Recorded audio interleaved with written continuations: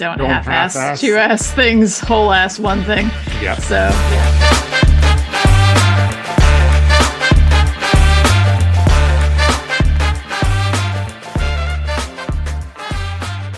We, the fans of the Philadelphia Union, in order to connect even more with our team, establish our digressions, ensure decent audio quality, provide for good conversations, promote the fanaticism, and secure the blessings of fun to ourselves and our listeners, do ordain and establish this podcast a more Philly Union. We are your hosts. I'm E. I'm C. And I'm Paul. And welcome to season 2, everybody. Yay! So this is the preseason of season 2, both for our beloved team and for us. Welcome back. Yeah, it was nice to have a couple weeks off. Yes, it was. Hopefully everybody had a good holidays, good New Year's. Hopefully all the good little soccer fans out there got what they wanted this year. And the Krampus spared you all. So yeah, we're in the preseason for our season, both podcast and the team, and as a result, we're going to be playing around with a couple of ideas, with our podcast for the next few weeks. Namely, we're going to be playing around with the intro a little bit, and any other ideas we come up with. We figured this is a good time to play around, try some things out. So feel free to drop us a line at pod@amorephillyunion.com. Yeah, just like teams trying out different formations during preseason, we're trying out different intros. I think we are probably going to stick with the main structure, especially as we start getting game results to talk about. Well, that'll probably be the first thing that we cover, and then we'll go through the news. So, this particular first preseason episode is not going to have obviously any games information, but we can jump into what news we have heard since the calendar is ticked over and the transfer window has opened and the Union have been very quiet. So yeah, as far as roster stuff, then first off, congratulations to Jack Elliott. Woo! Got married sometime before Christmas. Unclear. Posted by the Union on December 18th. So congratulations. I remember when this popped up. I can't remember if it was you, Christy, or something, but somebody mentioned that there seem to be a lot of soccer players who get married in this window of time because it's their one time of the year where they have the space to take a honeymoon and make those plans and go do those, get together with their families. So yeah, congrats to Jack. That's awesome. And to, his now wife, that good luck to them. Many, many happy years together and a whole life ahead of you. Congrats. Yeah. Congrats. So I know I mentioned earlier that the Union haven't done much in the transfer window yet. I mean, it's January. It's still relatively early in January. On the day of the Super Draft, the Union did announce that they re-signed Chris Donovan, and it's an interesting contract. They gave him a contract for this year and next, guaranteed, and then options for 2026 and 2027. So, it's interesting because Ernst, the first 2 years that he was here with the Union, or 3 years, basically sold all of the Union Super Draft picks and didn't make a single draft pick. Chris Donovan was a pick that they got, a kid out of college that they picked up. And then last year, I think they made 2 picks, and this year they made 3. So I don't know if Ernst is warming to the Super Draft, or maybe the league came down on him and said, dude, you can't keep selling off your draft picks. You got to use them. Maybe the homegrowns aren't quite ripe yet. Maybe. Yeah, maybe. Yeah, they didn't have ideal growing conditions. So yeah, it's a little more thinner time on the ground. A little more time under the grow lights. Yeah. I do hope that this means that, they see some possibilities for Donovan. I mean, he certainly scored some important goals last season for the Union. And giving him 2 more guaranteed years gives him time to grow, and then 2 option years, they see something there that might be possible. I mean, I personally don't know if he's an international quality of player, but maybe he's a good MLS style player, and he could be a serviceable roster member. Plus, they're not breaking up the Boondock Saints yet, so that's good. Who are the Boondock Saints? Donovan, Sullivan and McGlynn. Was that from someone on their social media that they did something like that? I can't remember. No, That's just I just referred to them that last season. Just they would bring in these young guys, and they all have like the nice Irish last names. So. I'd say they all go to Patty's Pub afterwards, but I don't know that they're old enough.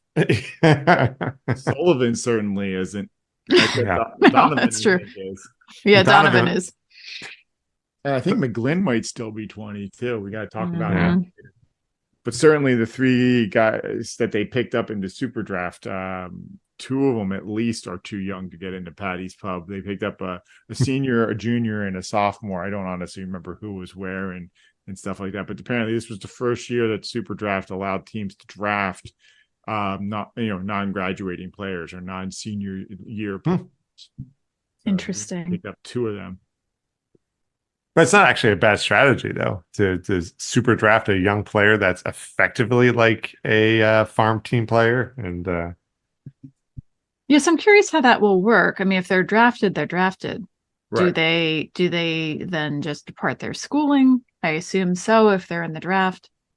yeah. I think that's they how that have the works. choice. Like if they Okay. don't want to leave school, Mhm. they can stay in school. And then I'm sure there's some legal ramifications with regards to, well, if they're turning down the Union's draft pick and they want to come into MLS at a future time, then any team that drafts them may have to pay the Union some consideration or they might not be able to enter the draft for a certain amount of time or take a contract with a team in MLS for a certain amount of time, something like that. Right. What I would expect. Interesting. That would be a fun fly on a wall experience just to get the ins and outs of these types of contracts for draft players. Just, because as we're talking about this, I'm thinking if you're putting your name into the super draft, I got to imagine that you are signing off, implicitly on at least a couple things. One is if you get drafted, you're kind of beholden to go play for that team or at least work within the system. But I do wonder if they sign off on the draft or if they're just drafted. Like, are the players, do they have some agency themselves to put themselves in the draft or hold themselves out of the draft? I don't know. I mean, just to play devil's idiot, I can't imagine there's some soccer player for Wake Forest. All of a sudden he gets a letter in the mail unknowingly. Wait, I just been drafted by Colorado Rapids. How did this happen?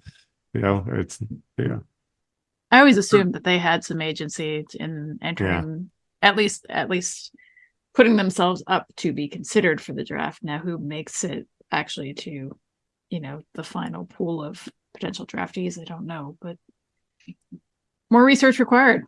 That would be awesome, though. It's kind of like a publisher's clearinghouse sweepstakes. Like some kid is just at home and, Ben Olsen and Houston Dynamo staff show up at his door with a big check and balloons and throwing confetti. Like, you've just been drafted. What?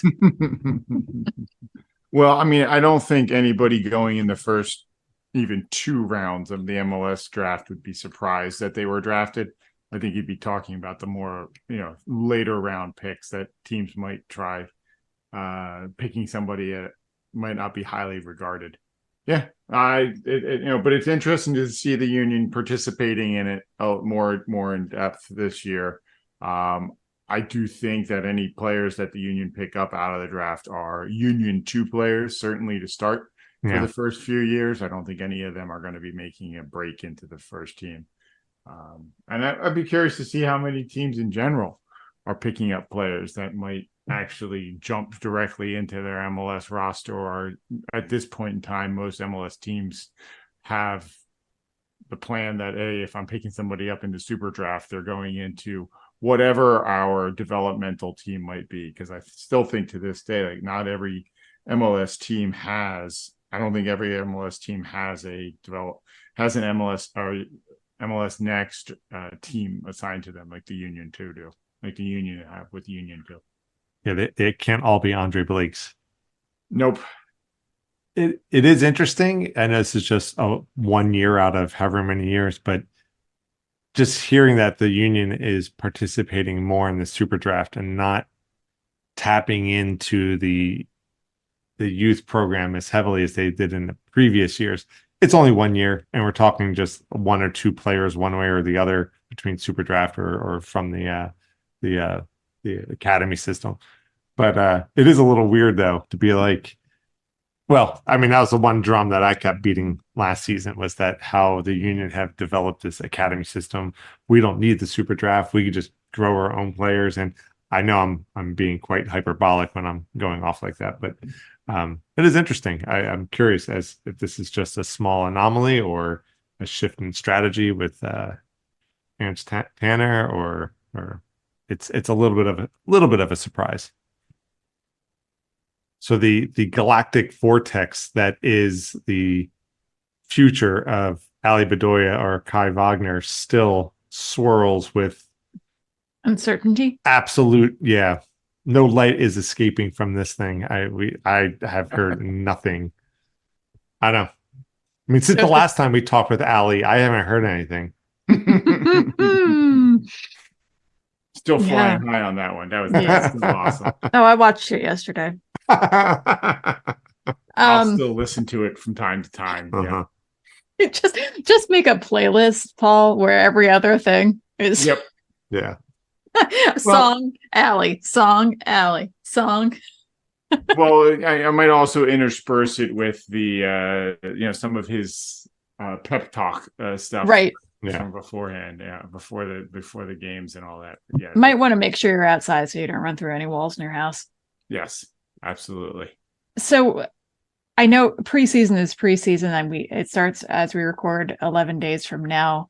So do you think that they'll finalize anything, or do you think they'll still be making decisions through at least part of the preseason, that exists in January? Ali or Kai? I think that they'll be making decisions. I think they're going to want to get players into the preseason camp if they can.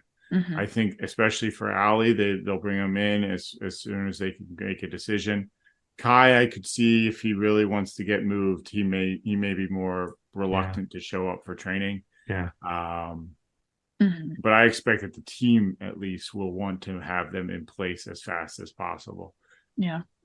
Because it benefits everybody. It benefits them. It benefits the team. It benefits the games to have the players in place.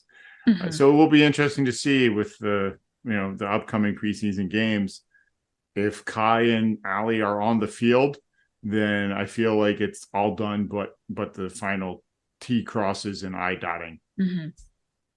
I'll also be interested to see what happens with Mbaizo, because as we talked about much last season, he actually was thinking he'd like to be moved more for family reasons. He hasn't been able to have his family join him here in the 5 years, I guess, 4 or 5 years that he's been playing, at least abroad, if not till all with us. But so I haven't heard anything one way or the other, and if you guys have about him, but would love if he could stay, but completely understand if that doesn't work too.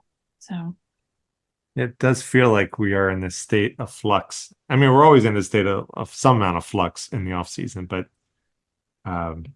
maybe because this is our first off season with a podcast that we're paying more attention to this, but definitely just a lot more sensitive to all these loose ends that are still floating in the breeze, Bedoya, Wagner, Bizo, and it's just, I still remember one of Curtin's press conferences at the end of last season, where he said that, there's always some amount of change in the off season. Hopefully there's not too much change this off season. That can mean anything, of course, right, when all's said and done. But as a result, these preseason games, which, otherwise, maybe I would just catch it, read an article on the website or something like that, and not worrying about trying to catch any sort of live streams or anything like that. But this off season, like just with the uncertain status of Wagner and Bedoya and everybody, I'm absolutely going to be turning in. If I can see anything on a sideline that gives me any indication or hope, I'm definitely going to be tuning in. But hopefully they'll get stuff figured out. It's going to be weird if Wagner's not out there, which I'm not really expecting he's going to be out there, but it's going to be No. really weird if Bedoya's not out there. But yeah, we're hoping that's not the case. I'm Yeah. hoping. More to the point, I shouldn't speak for Yeah. you guys. I'm very much hoping that's not the case. But yeah, so as we mentioned, preseason starts. I don't know. Feels like tomorrow. January 21st. Crazy. Versus CR Flamengo, Brazilian team. and that's just a friendly, right? That's this is just preseason stuff. So That one, I believe they're playing in Florida. I think aren't they all down there right now in Florida for preseason? Yeah, I think so. I mean, heck, even even the baseball guys are thinking like, man, MLS, don't you guys get any time off? Al Lang Stadium, which I believe is down there in Florida. And I'm doing a quick calculation here. So the Union's last game was when we lost to Cincinnati. This was November 25th. So that's less than 2 months off. That's only 50 something days they had off between the end of their playoff run to their first preseason game. Wow. Their time off is shorter than a lot of college breaks or J terms. So if you think about it that way, or is similar length or shorter than, depending on what we're talking about, but it's not a lot. So my knees hurt just thinking about it. No. That's why they're going for these younger and younger players. Oh, yeah, right. Yeah. They have more cartilage. Preseason looks like we have 5 games on the slate, besides the one I just mentioned. January 23rd against Austin, 27th against NYCFC, February 9th against Cincinnati, and Valentine's Day special against New England Revolution. God help them. I hope they're still in Florida at that point, because that sounds chilly. Cincinnati doesn't exactly sound toasty either, or NYCFC. So none of them. Although with the New England Revolution being Taylor Twellman's old team, I don't know. I just envision this. I don't know. I feel like Taylor Twellman should be making like cheesy Valentine's Day like meme photos. Like the George Costanza on the couch. Just we'll do Taylor Twellman. Taylor's all about St. Louis now, though.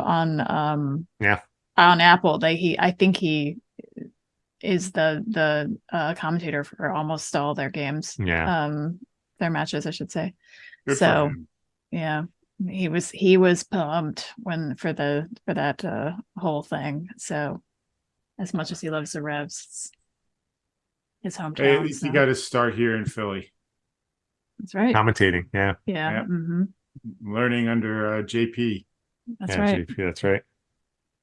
So, CONCACAF Champions Cup in February. I know precious little about this. I don't know if you guys have more info. I don't. One thing I would hope for them is that one is playing in Costa Rica to start with. Yeah, that's true. Yeah. Are you guys hoping we just get knocked out early? Well, yes, but I'm also hoping, because I think it's a home and away. Oh, yeah. I hope the first leg of it is in Costa Rica where it's warm, and then the second leg can be here in Philly. Yeah, because they're playing in February no matter what. So yeah, because it's the 24th and the 27th, I think, is the first round of the cup. I don't remember offhand. No, the home opener for the season is the 24th of February. That's right. Wow. Yeah. Anyway, well, potentially. I mean, I don't know. We keep bouncing between 50-degree days and 20-degree days, so who knows? Yeah. No, it is the 20th and the 27th. So they are playing in at Saprisa's stadium on the 20th of February. Then they'll have the return leg on the 27th. So we're back to games every 3 to 4 days. What could go wrong? Well, they'll just hopefully they just roll out the second team and be like, yeah, guys, go ahead. If you can win, cool. Yeah, exactly. We can talk more about that as we see some of the results of preseason and see who's showing up and who's playing well. Maybe we actually have a chance against Saprissa in their stadium with even a secondary lineup. So are we all kind of in agreement that, or at least share the same opinion that if the Union get knocked out of Champions, is this Champions Cup or Champions League Cup, that we're okay with that? I don't know. I mean, yes. Yes. I'm kind of okay with that.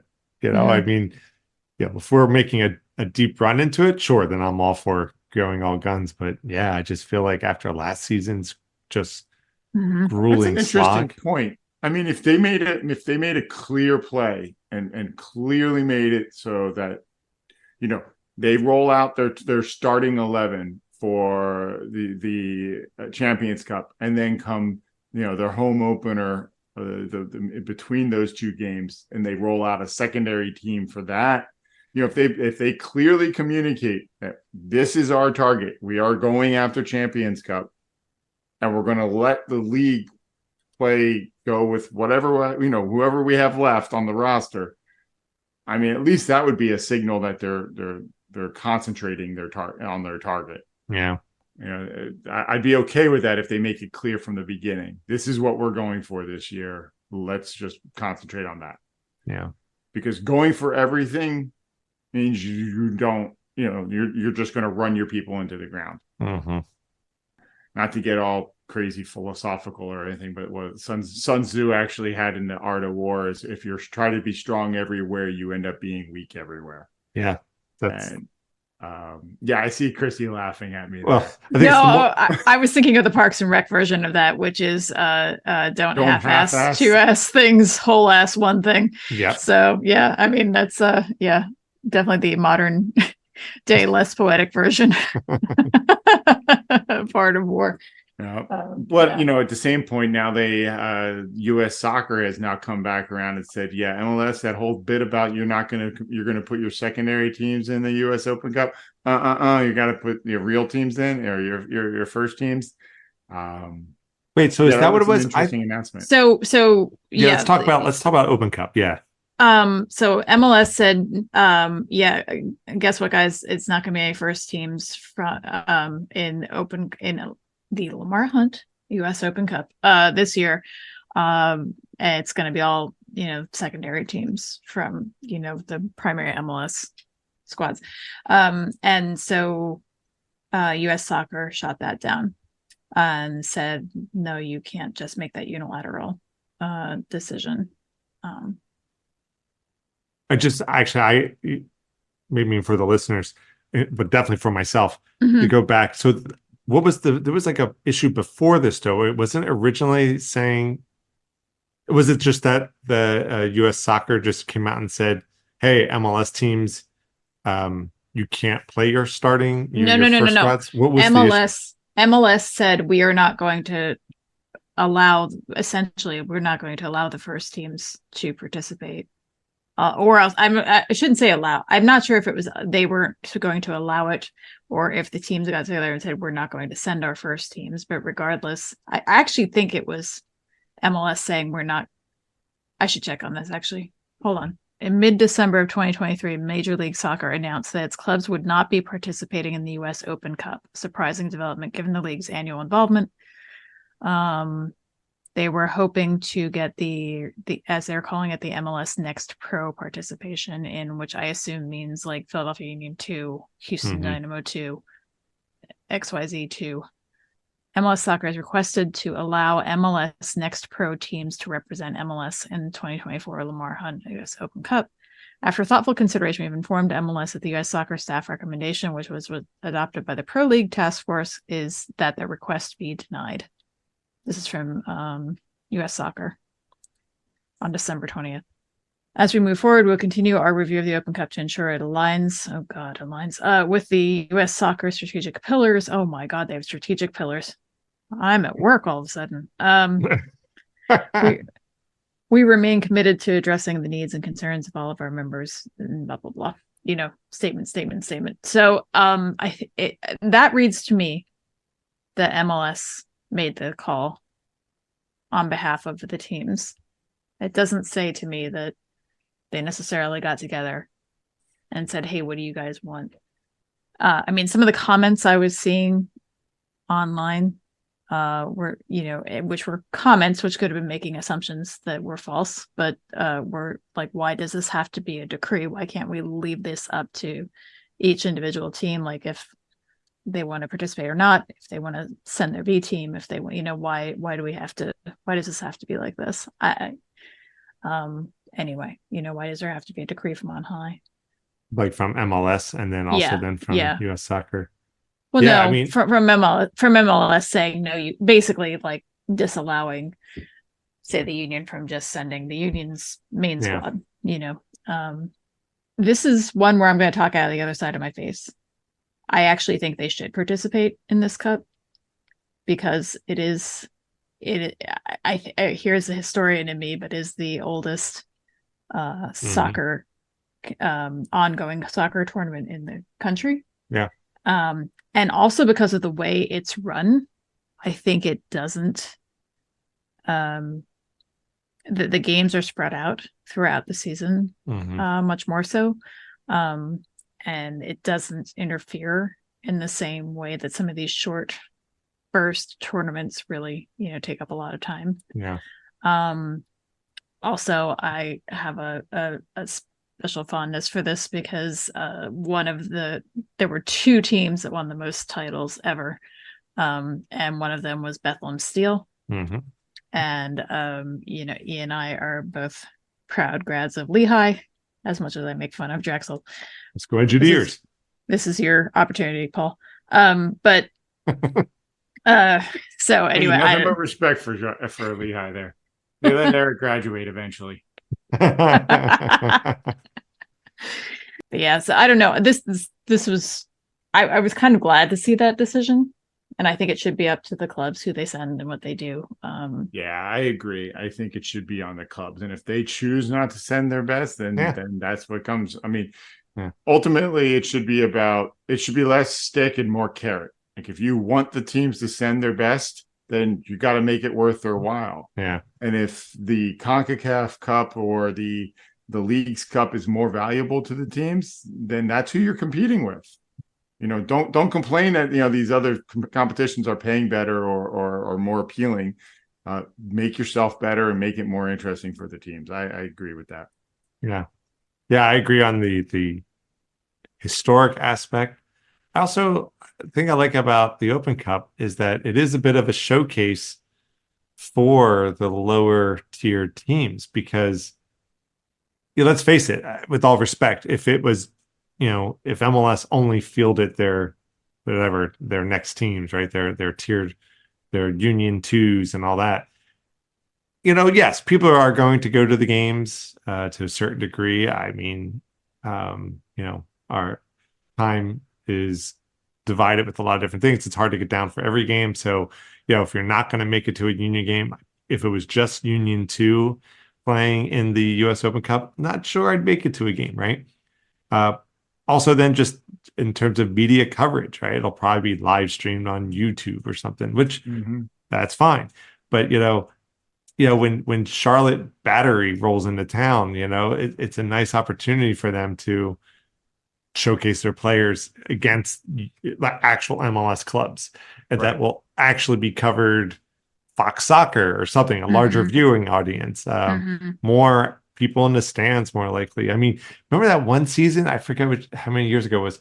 Like every one of our goalkeepers got injured, and we actually brought in a guy. I think it was from I think he was from Charleston Battery. I think we brought him in, and he it was like the replacements, right? There was no tomorrow for him, and it was really exciting watching him in net because he was just playing with everything, and I know the higher ups and the head offices and all, they have their feelers out throughout the various leagues, and they know potential players they could bring in if they needed to in a situation. Sure, but why not just let the rest of us in on that by allowing full-blown MLS teams play against these lower teams? Plus, if you are Charleston or whatever, and you're going up against DC United, you're just going to play with everything you got. And it's great seeing those upsets, when, I mean, heck, was it last season or 2 seasons ago?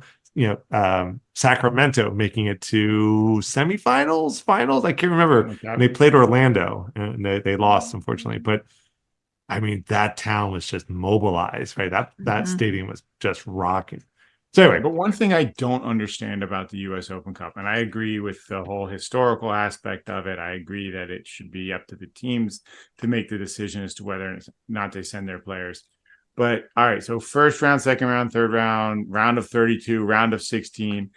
It's March, April, May, and then the quarterfinal isn't until July. The semifinal isn't until the end of August, and the final isn't until the end of September. Yep.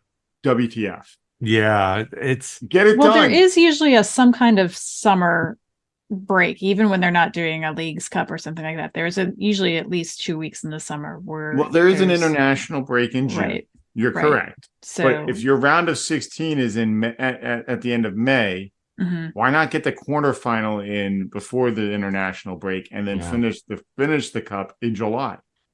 Like, I get it. It's maybe on a year where there's a World Cup in the summer. Okay, that'll add some complexity. Or if you're not going to finish till September, don't start until August. Like, why are we starting in March if we're not finishing till September? But again, I do like the spread out nature of it. I know it does make it hard to remember who's in it, but these short tournaments where they're playing games every 3 days, that's what I'm arguing against. So that's actually one of the reasons I'm arguing for it, is the fact that it is spread out a bit. I get that it's spread out, but you're still just having those three game a weeks throughout the season then by doing this, because the season starts in February. Teams participating in these rounds are going to be playing 3 games in a week because whenever they're in the U.S. Open Cup. So you're not really saving anything by doing that. If we want to have fewer games, then teams just have to be like, no, I'm sorry, I'm not sending my best players to play in the U.S. Open Cup, and U.S. soccer has to deal with that. Or they have to make it worth more so that the teams want to send their best players to this U.S. Open Cup and really win it. But maybe it's the short attention span. I would really just appreciate tournaments.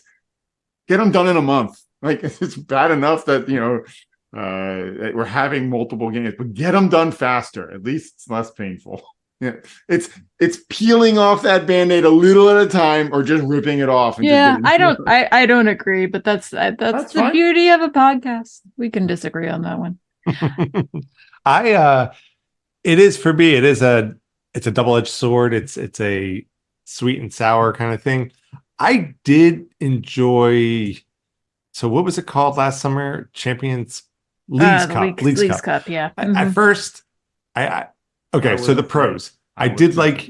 We mocked it ruthlessly at the beginning. Yeah, we mocked it ruthlessly, but then when the union, like we said earlier, what I said earlier, if the union are making a deep run into it, then I get on board with it.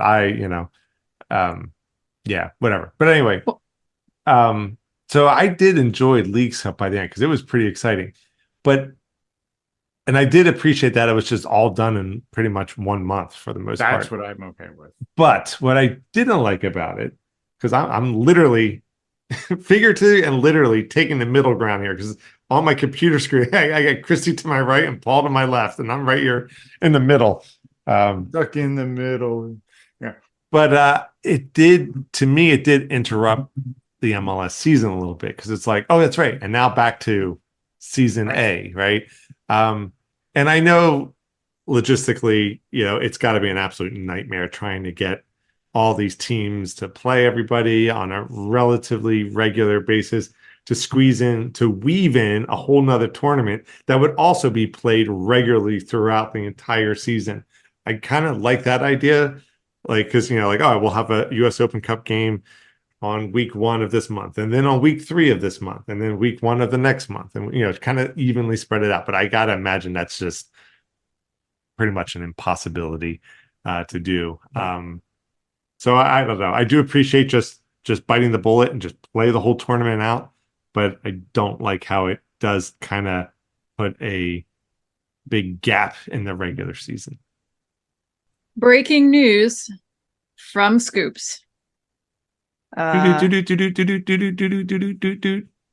You could have Oh. just added that in post. No, she literally just got a text from Scoops. No, I meant you could have literally added it in post. Kai Wagner signs Wagner signs a new long-term deal with the Union, finally committing his future. Yes. Whoa! Scoops coming through hot on that new tablet she got for Christmas. Wow. And this is a podcast exclusive. You've heard it here. Well, after the fact, you probably saw it on the internet, but still. Wow, live as we're recording. Yeah. That's awesome. After months of silence and years of uncertainty, Kai Wagner has pledged his long-term future to the Union. A source with knowledge of the matter told the Inquirer on Wednesday that the 26-year-old left back has signed a new 3-year deal with a team option for a fourth. Wow. Wagner considered a range of other offers, but ultimately decided to stay in Chester. Now, they are saying a source. A source. So, a bit of a grain of salt, but I'd see Inquirer. I don't feel like the Inquirer is just gonna, it's not like a dude on it's Twitter. Not Joe's soccer blog. Yeah. It's not amorephillyunion. Wow. Okay. I just went onto the Union website. There's nothing there yet. That's because of when the Union were eliminated from the playoffs. Wagner still has 1 game left in his suspension. Yay! Ooh, God. Yeah, that's my mixed feeling about Wagner coming back, but okay. He'll miss the February 24th regular season opener against Chicago and Chester, but the suspension does not apply to the CONCACAF Champions Cup, so he'll be able to play in that. Wow. Tom Bogert's also reporting it as well on Twitter. As for the Union's other major free agent, longtime captain Ali Bedoya, he has yet to sign anywhere else. He and the team were in contract talks as of last month, with everyone hoping for a deal. You mean our dear friend, Union captain Ali Bedoya? Our friend of the podcast, Ali Bedoya? Hopeful return guest, Ali Bedoya. Yeah. Wow. Okay. So in my mind, well, this is a big old rewrite of our script for tonight. I was fully not expecting Wagner to come back. I wasn't either. And honestly, and because of that, because of the incident, and I know he took some responsibility for it and all that kind of thing. But I thought that might be his hat handing moment. But there we are. So. Yeah, still don't support any of that, but so it looks So I think, like you said, 3 years guaranteed with a fourth as an option. So he's got 3 more years now at the club. Wow. Yeah. Through the next World Cup. Interestingly enough. Wow. I really did not. I was not expecting him to sign. I was not expecting this at all. I will wait for the Union announcement to be absolutely. But like I said, Inquirer is not rando. Yeah. Poster on Twitter. So yeah, Paul, who else did you say confirmed it? Tom Bogert. Okay. Yeah, wow. It looks like it's showing up on a bunch of others. Jonathan Tannenwald is a local reporter. Know that name. MLS Network, but I don't know. That kind of looks like an iffy Twitter group. I'm not sure if it's actually somehow affiliated with MLS. Yeah, probably not. Well, that does, maybe I shouldn't say this out loud, just give me a little bit of hope with Bedoya. I mean, I was, of the two between Wagner and Bedoya, I was expecting if one of them was to get a contract to stick around for at least 1 more year, it'd be Bedoya. I could still be totally wrong on this. Can we just send Scoop some flowers or something like that? That just made my night. Wow, Scoops comes through. Let me get you her address, Paul. Yeah. Even if it's just e-flowers or something. Yeah. That's awesome. Yeah.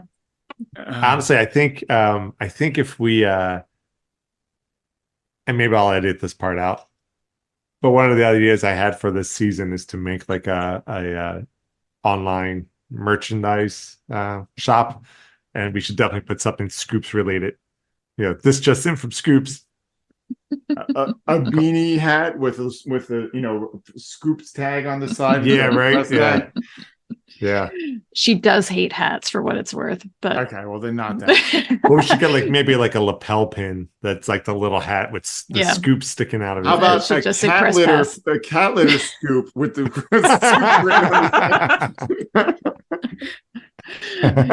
She would probably appreciate that. Yeah. So real quick, thanks, Mom. Yeah. Yeah, that's awesome news. Great job. Wow. She's earned her salary. And that tablet was worth it. Absolutely was. All right. So getting back to the Union and the schedule, like I mentioned a couple times, the home opener, the season opener for them is going to be versus Chicago in Philly on February 24th. So we're going to get to see the nascent rivalry in the first game match of the season. That's to see if they have the same fire that they had in the games against them last year. No pun intended. Yeah, it's kind of, because Chicago is kind of like the second Cincinnati. It's the away home for other former Union players. But yeah, with last season, the Union and Chicago games got surprisingly really chippy. I was surprised how much they were really, they were hacking at each other on those games. So it'll be a good one to start the season with. Yeah. And hopefully not too difficult win. Hopefully that would be nice. Yeah. But and then while we're talking season opener, wrapping up 2023, the Union did announce their end of season awards. Mm-hmm. Blake obviously won Save of the Year. It was just a matter of which one. Torres won the Assist of the Year. I've got to like this next one. Martinez won Goal of the Year for his first MLS goal. It was a real pretty goal. Oh, absolutely. But it was surprising. Like I had forgotten that it was in the 90th minute to tie the game against Orlando that he shot it. How far out was he? I think he was in Miami when he took the shot. And it just blew past the defense and the keeper. That was a great goal. And then Andre Blake, for the third consecutive year, won the Union Player of the Year award. Man, that's awesome. Good for him. Yeah. Good for all of them. Yeah, as well deserved. Yeah, I agree with all of them.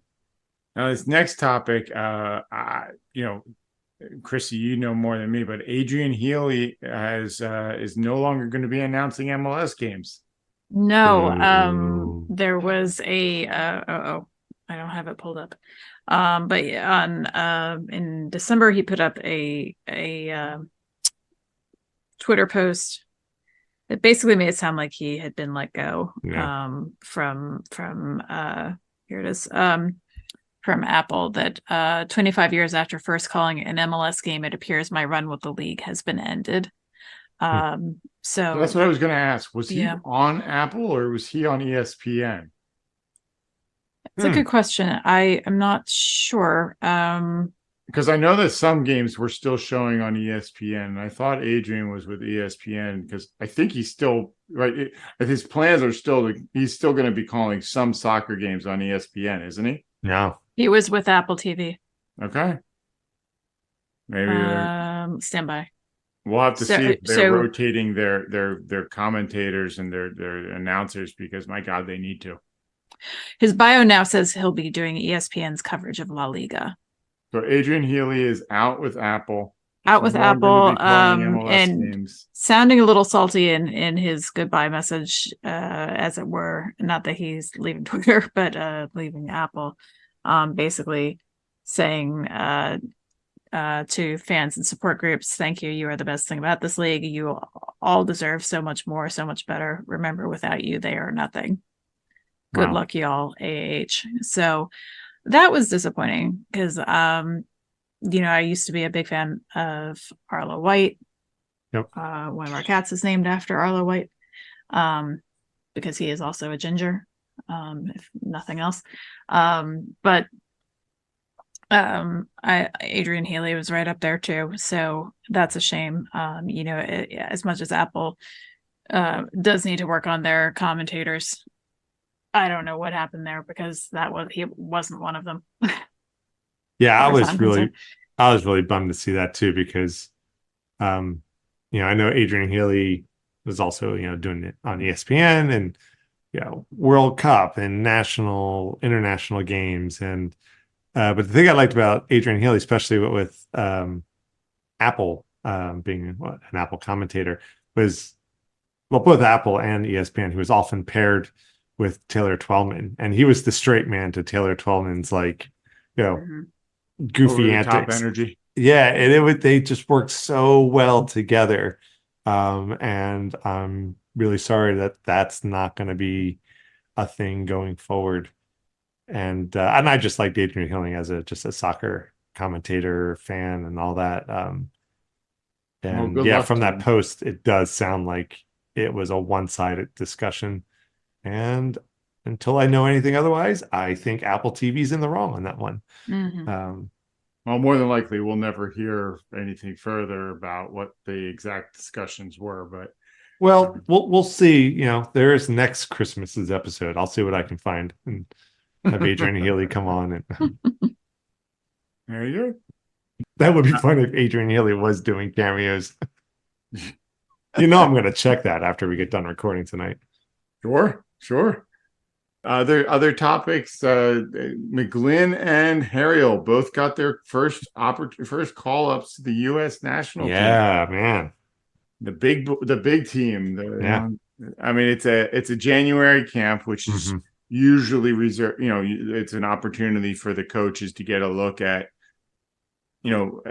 borderline or up and coming players, give them a chance to work out and get a chance to play in a friendly.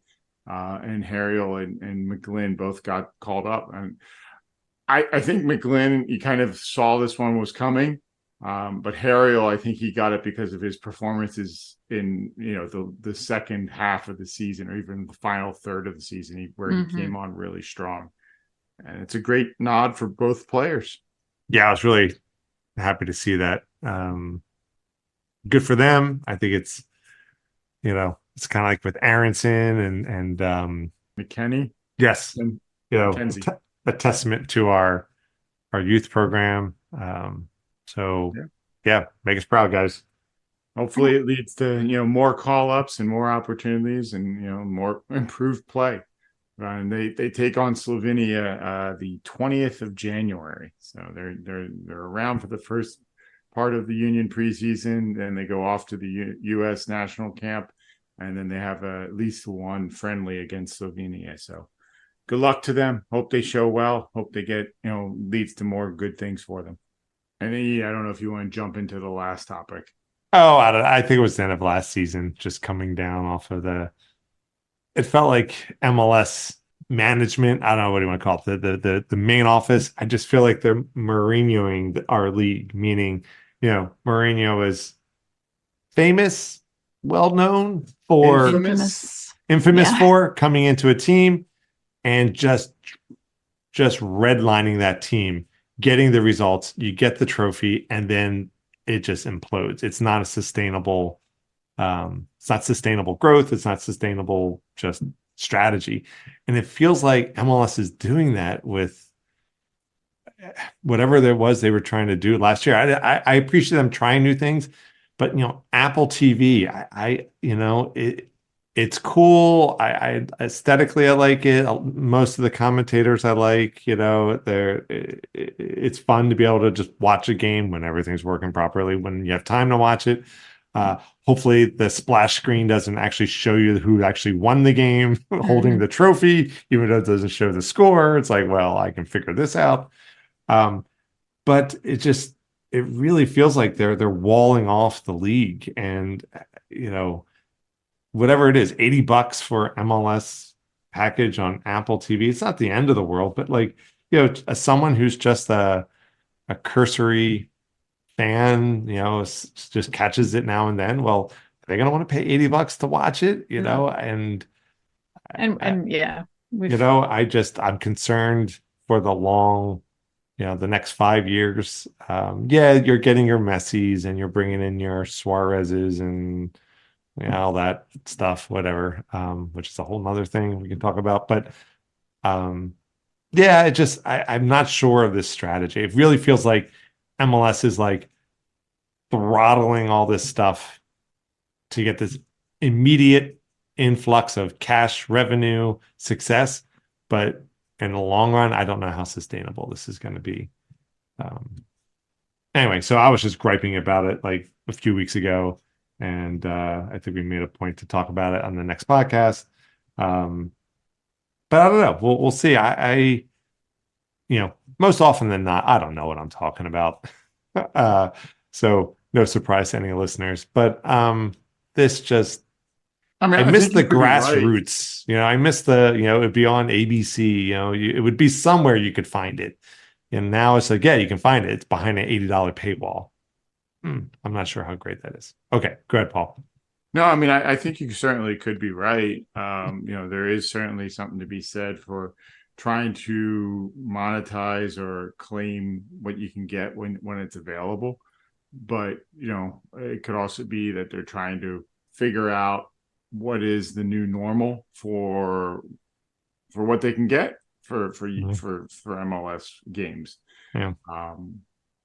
I just feel like there was too many games last season, which is because and the Union ended up with 51 games, I think it was last season, or 52 games, something like that. And LAFC was the only team with more, like 53, because they went to the MLS Cup final. And these were like record number of games in a season. Like teams hadn't played this many games before in the past. Yeah. And it's difficult because, I mean, the season starts in February and doesn't end until December this year. Yeah. It's a long slog, and they play preseason games in January. And there is something to absence makes the heart grow fonder.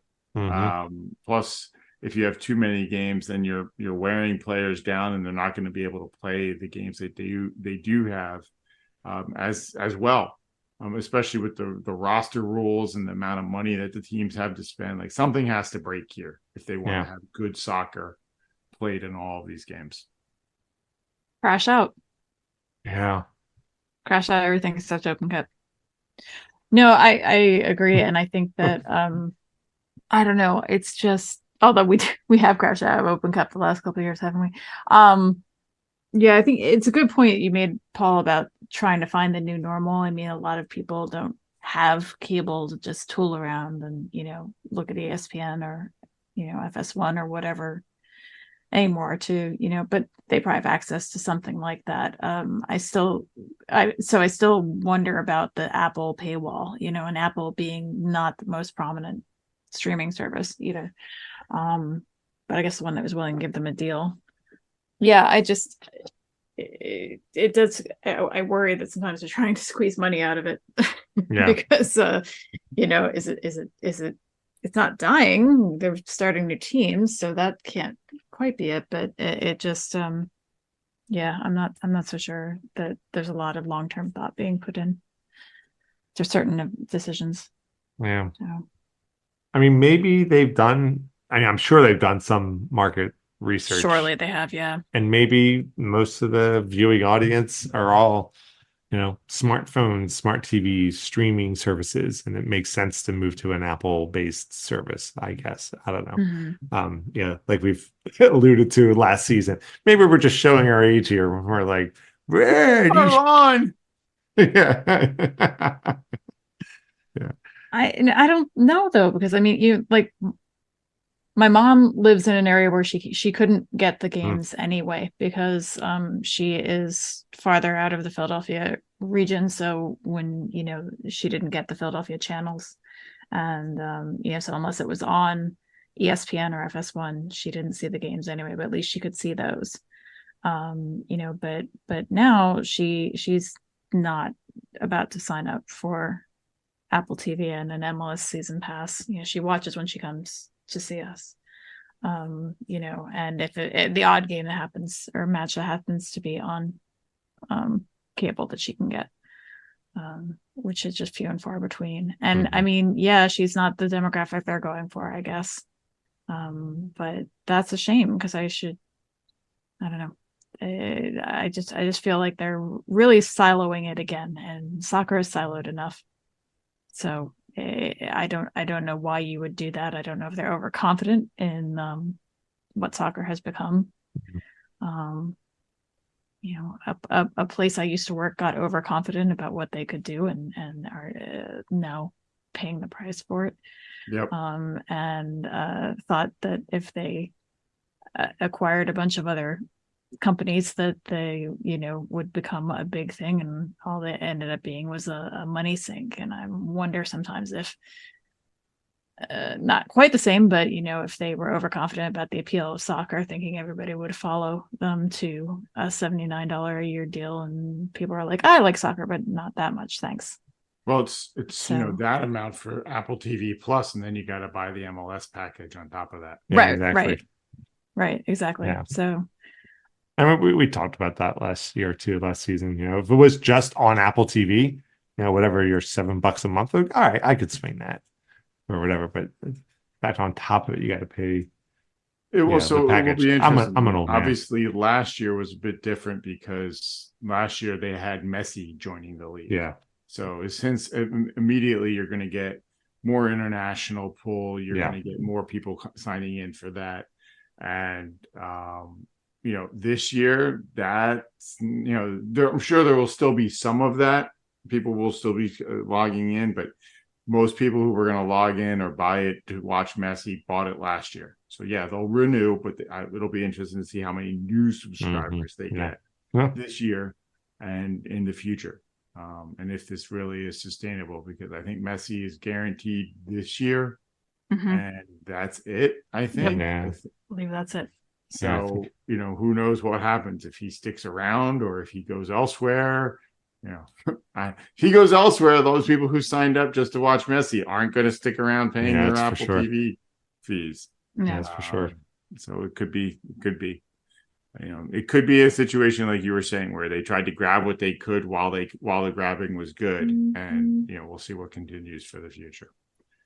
All right, but we won't know for a year or so, and hopefully it doesn't turn out to be like C's last company and be a huge drain on the resources for the league and no contraction. We don't want to go back through that like they did in the beginning of them. No, absolutely not. All right. I just want to keep my parking pass and my good seats at the stadium. That's right. That's right. That's goal number one, priority one. So the next thing I have here is just, I call it the new season resolutions. For the podcast, I didn't want to talk about what we're hoping for the season for the team. Now that we're starting season 2, I don't know if anybody has any. So I haven't really given it a whole lot of thought. As to goals for the podcast itself. I mean, obviously it would be nice to get an interview or two. Yeah, that'd be kind of cool.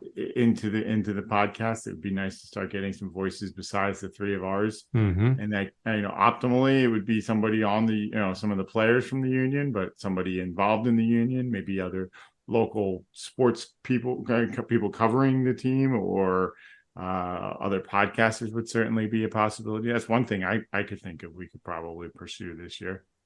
I agree. I'd like to, in a more real material way, bring in more of our interactions with the larger soccer world, both with the union and beyond MLS and whatnot. Kind of bring in other people's voices from time to time as needed. Just respect to just the three of us, I'm hoping to pick up on more conversational cues for better discussions and not think too far ahead where I miss things you guys are saying. Especially when I'm editing it and I hear you guys say something and I realize I didn't even catch that. Why did I not respond to that? So I'm more, I want to try to be a better conversationalist with you guys. Also, I want to try to do more homework. I know just through the natural osmosis of, reading the sports news and all that, we pick up a lot of this stuff. But, so many times when I will talk about a person or a stat, I find myself starting with, I think it's this, but I'm not sure, and that's okay too. But I think it'd be nicer to have a little bit more accurate, more accurate numbers when I talk about things. But Yeah. I just kind of want to try to make it last season was great. It really was. I really enjoyed it. It was so much fun making it. And this season, I just want to kind of keep building on it. Just my hope is that our listeners, as small as the numbers might be, I'm not worried about the numbers. I'm just looking. It's not quantity. I'm looking for quality, and I just will hopefully people actively anticipate to tune in and enjoy, and the fun enjoys that much more this season. All right, Christy, you're up. As a rule, I don't make resolutions in my real life, but in my podcast life, I don't know. The idea of guests is both enticing and terrifying because I am an introvert by nature. So to have to not try very hard for half an hour not to turn into Chris Farley and just say, remember that goal, that was cool, is would be an exercise in growth for me, but probably one that should happen. So I do like that idea a lot. Fewer ums and ahs, which yes, 100%. say that as well. He actually saves you guys from a solid number of those that come from all of us. Particularly me. I just did it right now. I'm doing it again. I'm horrible at it. Oh, it's okay. And I think this whole thing has just been, for me, besides all the fun I've had with you guys, it's also for me sort of a confidence thing. Feeling like I can have an opinion and speak to this, regardless of whether or not I ever played soccer before. Myself, I've been following this freaking sport for ages. So if I don't know something by now, I might as well just give it up. So for myself, feeling like I have as much right to talk about this as anybody else does. That's what I would like to get out of this here. Sorry, this is turning into a therapy session. Unintended, but that's kind of how I feel. It's funny. There is a certain movie rental syndrome that comes with making this podcast, and for people who don't know what we mean by movie rental syndrome, it's back in our day, you would go to a store to rent a movie, but like throughout the week, you were like, oh, I want to see this movie, I want to see that movie. But when you walk into the store to actually rent it, you just, for whatever reason, your mind just goes blank, even though you're staring at all the options in the world. Right. And it's kind of like this podcast is like that. And I mean, it's so common, like the proverbial water cooler talk. We could all sit around and just shoot the breeze and this and this, but you throw a microphone in front of yourselves and I'm staring at you guys through the internet. It's like, oh man. It's like a Christmas story when he finally gets to ask Santa for the BB gun. Mm-hmm. Exactly. Blanks. Yeah. Like, how about a football? Yeah, exactly. A football. What's that? Yeah. Yeah. So so thank you for listening and for your support in my therapy and confidence building. I appreciate that. It's cheaper than paying a professional. So no, but truly, that's one personal thing for me, and then just having more confidence in my statements because I discount them too often. I think we all do that at times. Yeah, so I think you're right. Yeah. So it'll be good to see how we can grow these options. I do also, just to throw it out there, we only missed, I think, 1 week. Only one season. week. Yeah. So if we can try to go for perfect attendance and there you go. Optimally, if we can figure out a way to nail down exactly which night and time we're going to record, then we can just all plan for it each week. And then our listeners can say, well, I should expect an episode of More Philly Union by Thursday or Wednesday or whenever we decide to do it. Yeah. So it does feel like Wednesdays seem to be better for us. We tend to be able to hit it more reasonably. So maybe we make that happen. We'll see. Yeah.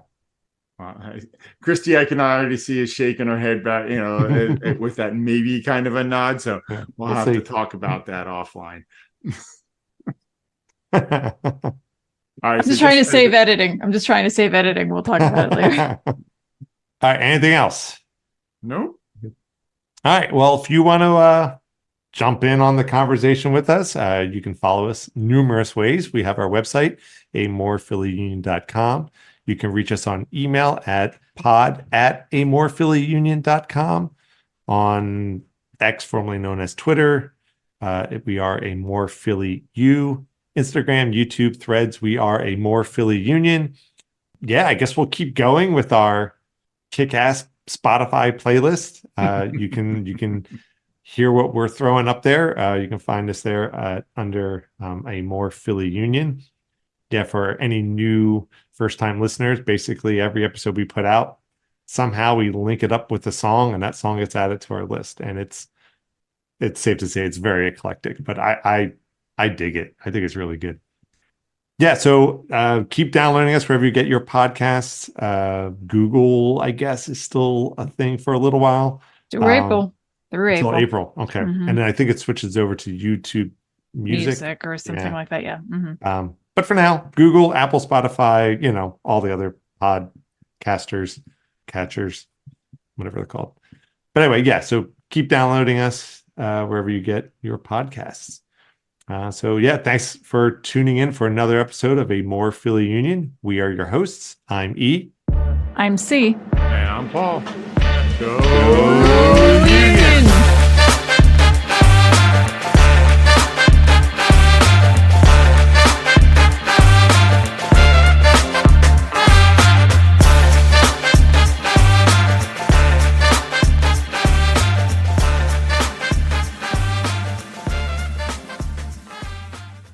Oh, well, Paul's out of the room. Let's Is he? Did he leave? I have you guys know. minimized so I can always see who's speaking.